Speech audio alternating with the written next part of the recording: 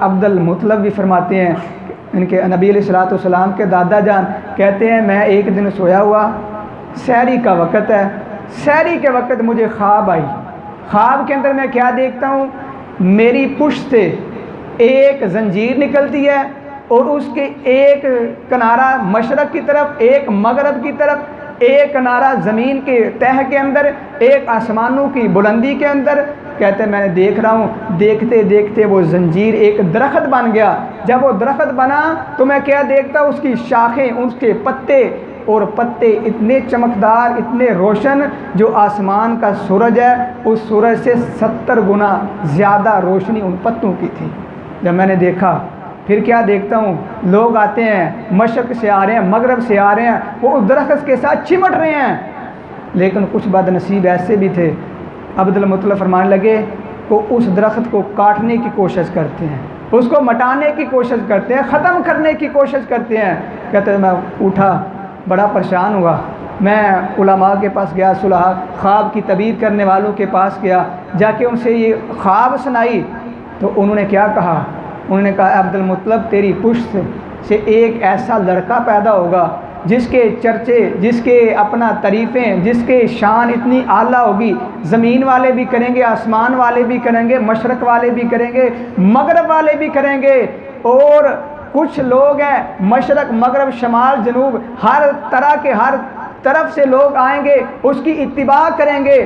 اور کچھ لوگ ایسے بد نصیب ہوں گے وہ ان کی شاہوں کو کاٹنے کی کوشش کریں گے تو اللہ پاک انہیں ذلیل و رسوا کر دیں گے۔ تو یہ خواب کی تعبیر تھی۔ کہتے ہیں کہ نبی علیہ الصلوۃ والسلام جب پیدا ہوئے تو ان کی شاخیں کون ہیں، ان کے پتے کون ہیں، ان کی شاخیں ابو بکر، عمر، عثمان ہیں، پھر ان کے پتے آگے ہیں، اور جن پتوں کی روشنی اتنی زیادہ ہے، سورج جو آسمان کا، اس سورج کے روشنی سے 70 گنا زیادہ روشنی ابو بکر، عمر، عثمان کی ہیں۔ تو میرے آقا علیہ الصلوۃ والسلام کی روشنی درخت کی کتنی ہوگی، یعنی آپ دین ایسے پھیلائیں گے۔ میرے پیغمبر کے آنے کا مقصد دین کو پھیلانا، جہالت کو دور کرنا، بدعات کو ختم کرنا، رسومات کو ختم کرنا تھا۔ یہ روشنی تھی، یہ اجالا تھا جو ہم بھول گئے۔ صرف نبی علیہ الصلوۃ والسلام کی ولادت کا تذکرہ کیا، پورا سال پھر نبی علیہ الصلوۃ والسلام کی جو آپ کی تعلیم ہے چھوڑ دیا۔ جیسے آپ دنیا میں آئے، سر سجدے کے اندر ہیں،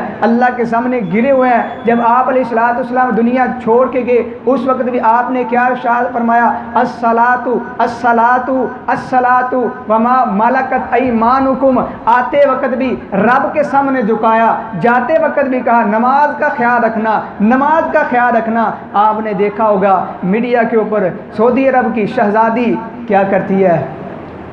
اپنا اللہ نے عزت دی ہے، مال دیا ہے، شہرت دی ہے، ڈاکٹر بھی ہے،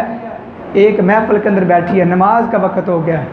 وہ کیا کہتی ہے، لوگوں کو درس دیتی ہے، کہتی ہے میں نے بڑا پڑھا، میں نے علم حاصل کیا، میری ماں نے کبھی یہ نہیں پوچھا بیٹی آج تیری پوزیشن کون سی آئی ہے، حالانکہ میری پہلی پوزیشن آتی تھی، میری ماں نے آج تک یہ نہیں پوچھا